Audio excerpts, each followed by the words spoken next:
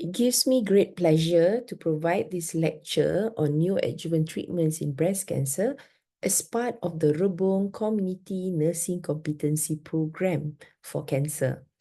Rebung is a pilot implementation research program in the Klang Valley to create a pilot cancer early diagnosis ecosystem to inform future rollouts.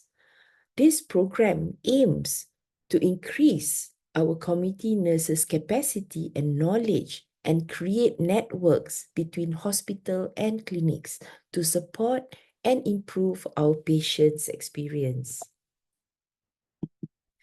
This is our disclaimer slide from our sponsors.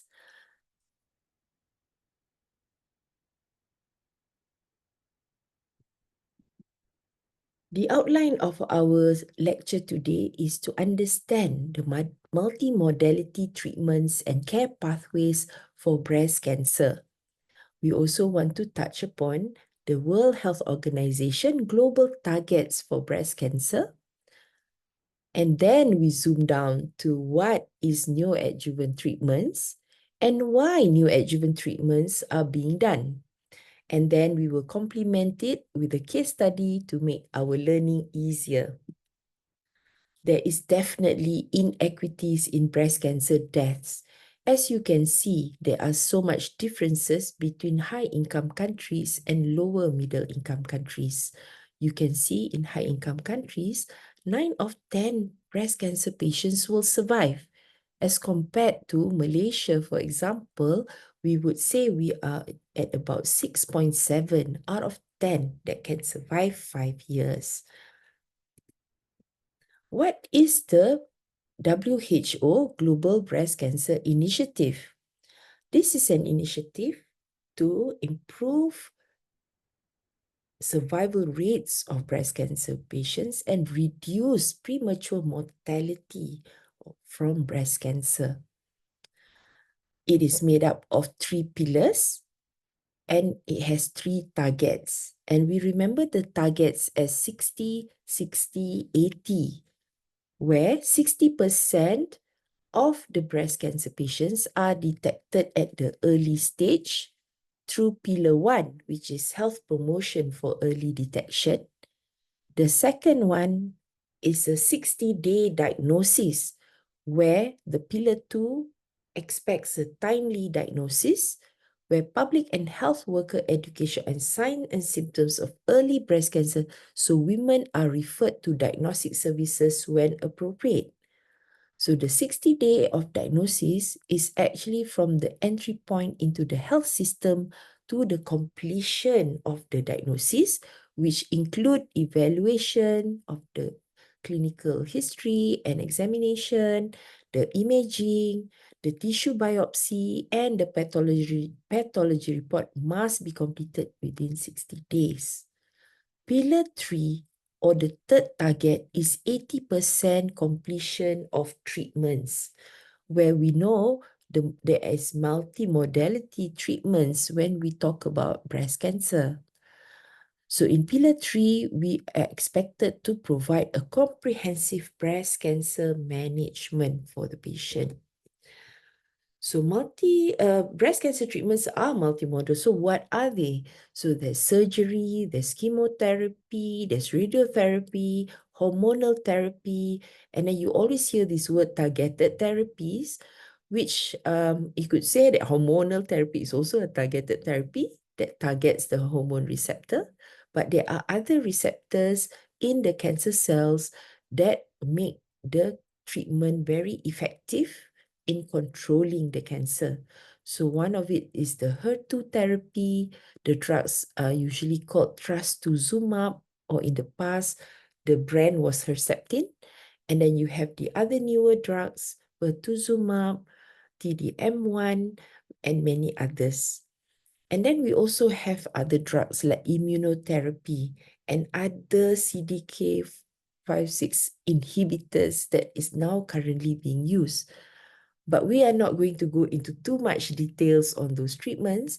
What we are trying to explain here is how you play a role in this pathway that the patients experience. So in the WHO Breast Cancer Health Initiative, it actually explains the care pathway the patient goes through, which then is really under the 3 different pillars and targets that they are targeting for. Okay, so the first one obviously is the patient with symptoms or without symptoms, where patients with symptoms, they will be needing a clinical assessment by a doctor, or if they do not have symptoms at all, they will be undergoing screening.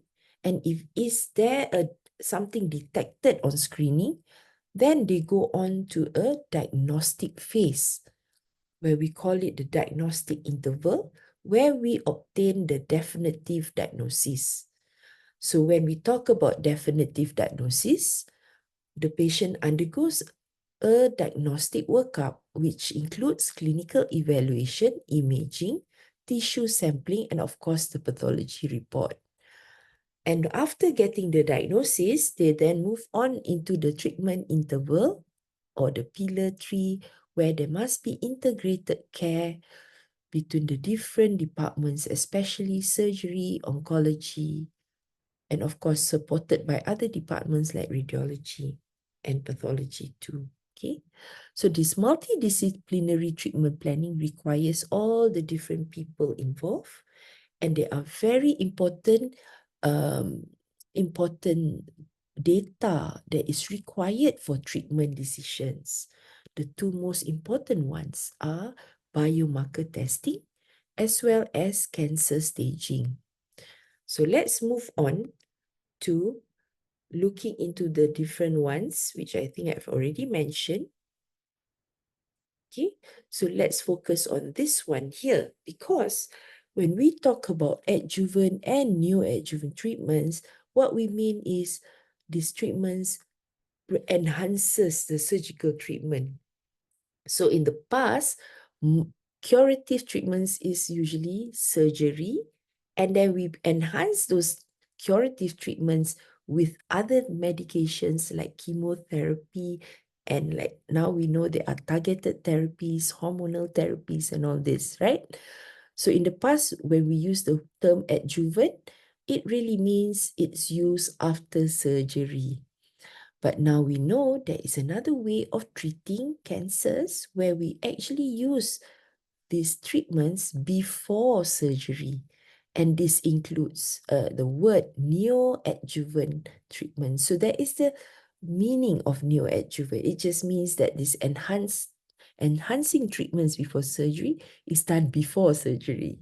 Okay, so if you look at this, through biomarker testing, cancer staging, and with the multidisciplinary treatment planning, then the patients, can be of 3 different types.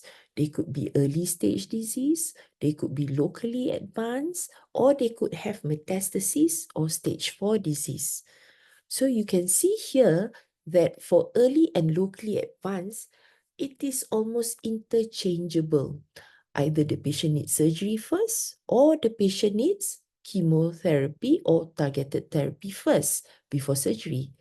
So what we want to address here is who would be the people that need to undergo neoadjuvant treatments, because sometimes patients get to see the surgeons first and there is no MDT being carried out. And what happens is that the patient does not get the benefit of having neoadjuvant treatments. So I think as people in the community and us as healthcare providers, we need to explain to all our patients and our family members, in case somehow doctors are now telling them to have chemo first, because this is what is a new way of treating people that has enough evidence to support this practice. So let me go into more detail. What is biomarkers? So breast cancer, there are many subtypes. There are many different types of breast cancer. And sometimes the subtypes is found through genetic tests. Sometimes it's done through just staining the slides that we have in the histopathology lab. So the way that is being classified through the genetic or molecular way, they call it luminal A, luminal B, HER2 positive, as well as triple negative subtypes. So these types of disease can be seen through testing in the normal immunohistochemistry lab. That means the usual lab that we send, pathology lab, they stain the slides to test for ER or estrogen receptor, PR, progesterone receptor, and the HER2 receptor. So you can see from the three types of tests, we can call the subtypes of cancer into three types. One is the hormone receptor positive, where you will find that both ER and PR is positive. It can also be ER positive, PR negative, HER2 negative. Okay, and then we have the HER2 positive group, which could be any ER, any PR, but the HER2 is positive. Okay, and now there's this new entity called HER2 low, because when they do the immunohistochemistry test for HER2, you may find that they classify the HER2 3+ as the true positive. Okay, the 2+ is the equivocal, not very sure, is it really positive or negative. But now this is called HER2 low. It's a different entity, and we found that there are other drugs that may respond, that may actually cause response in these HER2 low types of cancers. So watch that space. It's not out really in Malaysia yet, but what we have is, if it's truly HER2 positive, then the treatments may be different. Then the last group is called triple negative, where the three biomarkers, ER, PR, HER2, are negative. So these types of immunohistochemistry results is usually seen, if you look at this, in the most common type is actually the hormone receptor positive, where 73% of all cases are this type. Then you have the triple positive, which is about 10%, where the HER2 the HER2 is actually positive, and the hormone receptor is also positive. Okay, and then you have the HER2 positive tumors, which is only about 5%, and then you have the triple negative, which is about 13%. So there are other things in the histopathology report that might be useful for treatments, like the grade or Ki67, which is a marker of aggressiveness. Okay, and other very important information that the oncologist and the surgeon need to know. So what do we do in Malaysia? So we do have a clinical practice guideline, and it does say here that all triple negative and HER2 positive tumors have increased frequency of PCR response following neoadjuvant chemotherapy in early breast cancer. So what is this PCR? I will explain in a short while. So what we have is a recommendation for all patients that fit criteria with triple negative or HER2 positive, that they should actually think about having neoadjuvant treatment and being recommended it, because we can also enable breast conserving surgery, but benefits and risks need to be discussed with the patient. Okay, and then how about neoadjuvant hormonal treatment? Yes, sometimes we can do it in postmenopausal women who have hormone receptor positive, which are not suitable for chemotherapy. Sometimes we use the hormonal medication. So remember, hormonal medication is usually a tablet. The other neoadjuvant treatments includes chemo, and then sometimes the HER2 treatments, and maybe in the future other targeted treatments. But these treatments are usually given intravenously. Okay, so what is staging? Staging modalities that we use is CT scan, thorax, abdominal, pelvis, or PET, and PET scan or PET scan. So PET scan is a bit expensive, so it may cost about maybe 3 times more than a CT scan, but it is it's almost like not really in the guidelines to use PET scan routinely. But to know the staging, we would prefer it to be done in node positive, as well as those patients who have locally advanced breast cancer. Okay, So staging is very important because remember, in our previous slide, when you have stage 4 disease, surgery is not at all in the first line treatment. Usually we will start off with the systemic treatments like chemo, hormonal, and other types of targeted therapy. So let's go back to this one. Biomarkers and neoadjuvant treatments can be used in the pathway, and therefore we need to be aware of it. And we know again, stage 4 disease, you can see most of the time we don't really do any form of surgery. Okay. Even though you look at the arrow here, it goes to radiotherapy, not necessarily, yeah. So this one actually a bit of mistake from this graph, yeah.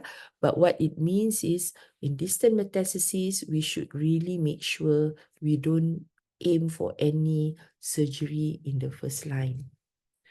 Okay, so what is the difference having neoadjuvant or adjuvant chemotherapy? Because in the past, you already have the tumor, you have surgery, and then you have chemo. Unfortunately, you won't know whether the chemo works very much, right?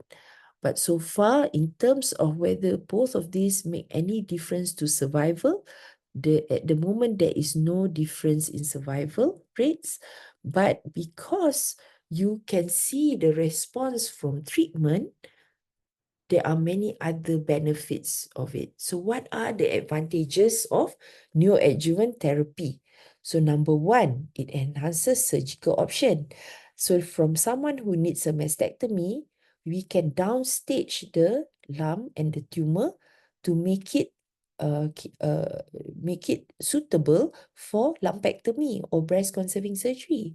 Okay, and then sometimes the axillary surgery we do, we remove about 10 to 20 lymph nodes. We call it axillary dissection that has a higher rate of lymphedema yang tangan bengkak tu. So that risk can be reduced by doing other types of surgery to the armpit lymph nodes like sentinel node biopsy or targeted axillary dissection. So anyway, we don't want to go into too much detail, yeah? So the next advantage is it enables early response assessment. That means we know if, let's say, we give the chemo first, we know whether the chemo works. Can you imagine someone who's had surgery already and have the chemo later? For all you know, that chemo is not going to be really helpful for that patient, right? So what it provides is it permits monitoring of response to therapy at an early stage, and it provides an opportunity to adjust adjuvant treatment depending on the response to the neoadjuvant treatment. So what this really means is you can actually add on more treatments because you know, does this chemo really work? So let's say this treatment has been given, the patient's tumor disappears. Then you know, wow, this treatment really works. So she doesn't need any more treatment. But when the tumor is still there after giving 6 cycles of chemo, let's say, then we know, oh no, this treatment's not really working. The patient may need more treatment. And there have been many, many studies to help the oncologist decide what type of treatments the patient will need if the tumor does not respond very well to the initial chemotherapy. Okay? And the third reason really, it allows time for genetic testing and surgical planning. Sometimes to get, let's say, the woman has a strong family history and she's very young, likely that she might have a breast cancer gene mutation like the BRCA gene. But to get the genetic counseling done, to send off to the lab, it might take a while. So because when we do neoadjuvant chemo, can you imagine 6 cycles of chemo first? That means every 3 weeks, they get 1 chemo dose, right? And then that means it takes about 6 times 3, about 18 weeks before they need to go for surgery. So during that time, you can do genetic counseling, testing, and getting the results, explaining to the patients whether they need more surgery, if they are of higher risk because they have the gene mutation.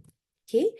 So when we talk about the response to treatment, it is a science on its own, because when we operate on the patient after we've completed that 6 cycles, that specimen is sent to the lab. The pathologist will look at it and they will start looking at whether the cancer cells are still there. And sometimes the cancer cells, the invasive ones, are the ones that completely disappear, but the non-invasive one like DCIS is still there. So it really depends on how they define what we call complete pathological response. So complete pathological response means there is no more cancer cells there at all in the specimen after surgery. So sometimes it's kind of sad because, sometimes patient comes with very huge tumors that is really the whole breast. And you know that even if she respond very well to the treatment, you will not know whether it is completely gone unless you do surgery. The technology is not there yet to actually see whether the tumor has really gone without having the surgery. So unfortunately, sometimes when a woman has a huge tumor, she's already planned for mastectomy because it's not safe to do breast conserving in this woman. Breast conserving we can only do if the tumor is a bit big. uh, when you remove it up front, the cosmesis is not very good. So, but if you give chemo, it shrinks, you can do a lumpectomy. But for some women, they come with huge tumors that even where after we give chemo, we know it's not safe to do breast conserving surgery. Because tumor, when they respond to the chemo, it doesn't respond in a concentric manner. It doesn't start from a big ball, it becomes a small ball. It is actually a ball, a big ball of tumor, and it might leave some cells randomly anywhere in that tumor bed. So that is why the decision whether we can downstage to breast conserving surgery or mastectomy has to be done very early in the process. The surgeon has already got a plan for this woman before she starts any chemotherapy. Okay, so when the mastectomy is done, we have to send to the lab, and then the lab will tell you, actually, this patient, actually, I wouldn't say it's but I would say that, wow, this patient's tumor is gone. No cancer cells seen at all. And this is what we call pathological complete response, or PCR.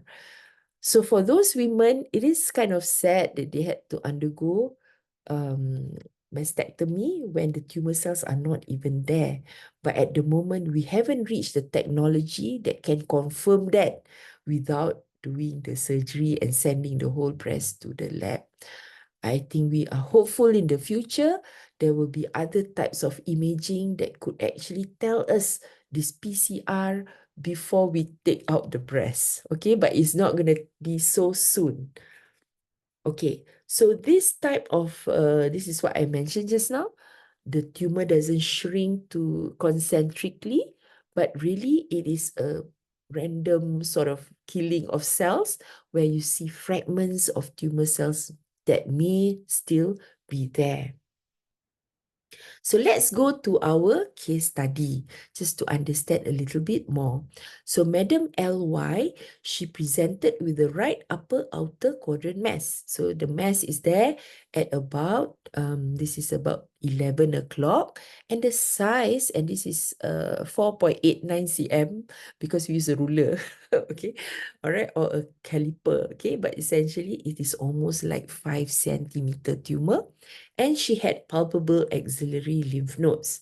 Okay, but this lady had, she really wants breast conserving surgery. Okay, and this is through a process of what we call shared decision making, where when we talk to patient, we really know whether or not this woman would really value her breast to be intact, or she's the type of patient who has a lot of cancer worry and prefers a whole breast out. So that is a process of talking to the patient. But for this patient, we wanted to see whether we could try to shrink the tumor first to do the breast conserving surgery. So what do we need? We need the tumor biology, as we mentioned earlier. Do you all remember what it is? So we need the ER, PR, and HER2.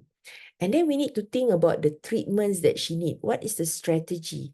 And what is the surgical strategy? As I mentioned earlier, we need to decide at the beginning if mastectomy is required for the patient. So a lot of things would have been done for this patient.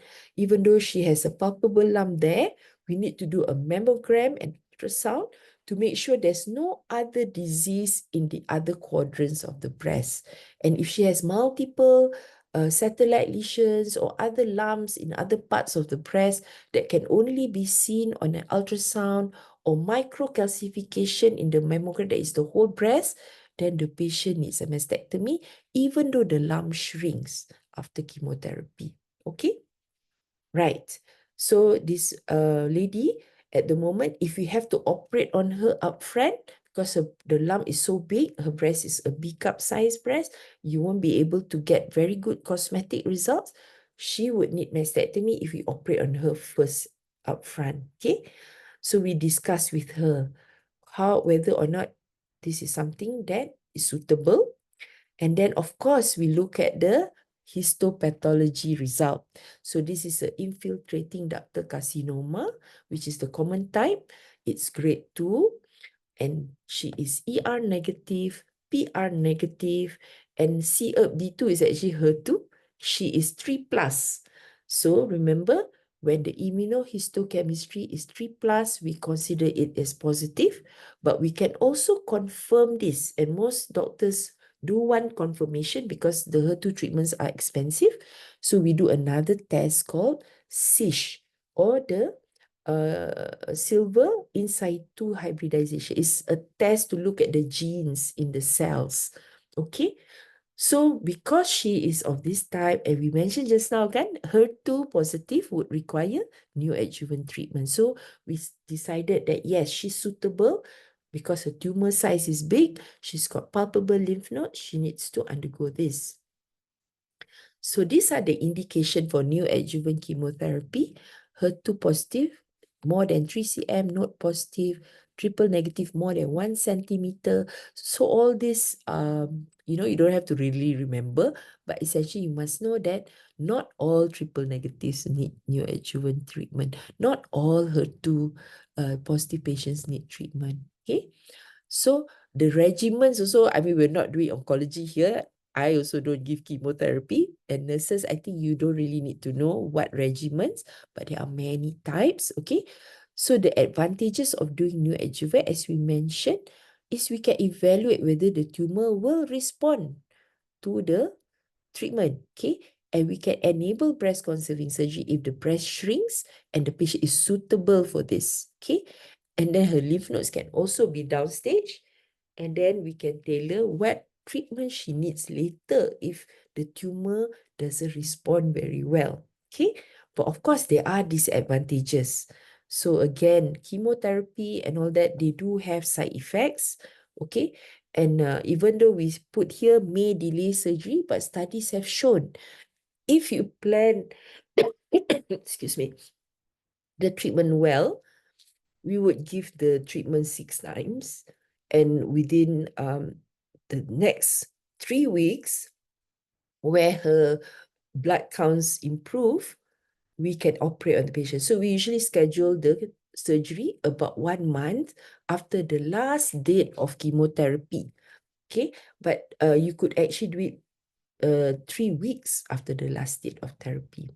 Okay, and of course there are other things that could happen, progression that might happen during the chemo. So sometimes some cancers do not respond very well to chemo, and then because we know that at this point we're trying to shrink it for breast conserving surgery, but actually it is not getting smaller even like after 6 cycles. So even if that is the case, we have to talk to the patient that she will need mastectomy. Okay, but most times if it doesn't shrink very much, the oncologist will change strategy after the 3rd cycle. They might add on different drugs to make it more effective. Okay, so this is what she had. She had the neoadjuvant chemo, she had trastuzumab, and then the chemo and the trastuzumab was given 8 times, right? And then we actually aim for breast conserving surgery. And because her lymph nodes was heavily involved, we were going to do axillary dissection. But of course, we have to tell patients, sometimes the treatment doesn't work and she may actually need a mastectomy. So again, her CT scan, thorax, abdomen, pelvis showed no metastasis. Okay, so very important when we do neoadjuvant chemo is that sometimes the tumor can shrink and disappear. Okay, so remember when we told you the tumor size was about 4.8 centimeters. After 2 cycles, her tumor has shrunk to 1.3 centimeters. So this is one of the cases, the earlier parts of our experience, and so long ago, 2015. So I think about a year after that, we decided that all our patients that undergo neoadjuvant chemo will get a tumor clip put in before they start their chemo because they can disappear. And once they disappear, the option of breast conserving surgery is going to be difficult because you don't know where is the tumor bed. So this patient had her tumor marker put in by our radiologist using an ultrasound guided needle. Okay, and then the patient had it all in, and eventually you can actually see the little can you see the little ribbon thing over here? Yeah, so you can actually see on the mammogram. Okay, so after chemo, only 2 cycles from this on the left, she has responded, almost gone. You can see her lymph nodes are not there. And you can see this huge lymph nodes in the armpit, and the huge tumor in the breast is almost gone. You can only see the tumor clip. And this is only after 2 cycles of the medication. Okay, so what happened after the 8 cycles? This is already October. That was May, right? So because we do not know where the lump is, we cannot feel it. In order for us to remove the lump or the tumor bed, we need to put what we call a hook wire. Hook wire is like a little wire that we place in the area where the tumor marker was, and then we will operate around it. Okay, so this is the specimen. So remember that little tumor clip? This is a specimen radiograph. That means we do an X-ray of the lump, and we can see that the tumor marker is right in the middle, so that we know that we've taken the right area out for pathology reporting. So the histopathology report showed that there was a 1 centimeter area, but there was no cancer cells. Okay, and her lymph nodes also disappeared. But unfortunately, we did an axillary dissection because she had multiple nodes before the chemotherapy. So the staging for this patient is, whenever you see this, I think I don't want to go into too much details, but essentially she had a complete pathological response, or PCR.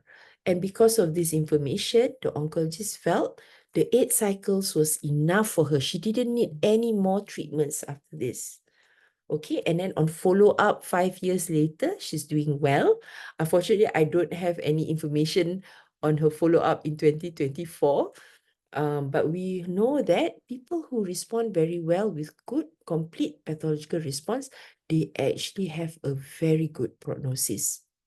So in conclusion, selected patients with early triple negative breast cancer and HER2 positive type of breast cancer, they are suitable to undergo neoadjuvant treatments. And it's important to have this biomarker information for treatment decision making at diagnosis. And we rely a lot on our nurses. Our breast care nurse in the hospital ensures that all this report is available when we do the MDTs. So it's very important also in the community, if ever you know of a patient that requires a referral to a hospital, she needs all this information with her so that the treatments in the hospital can be done very quickly. Because sometimes we get the patients diagnosed in the private hospitals, they don't have ER/PR HER2 information automatically.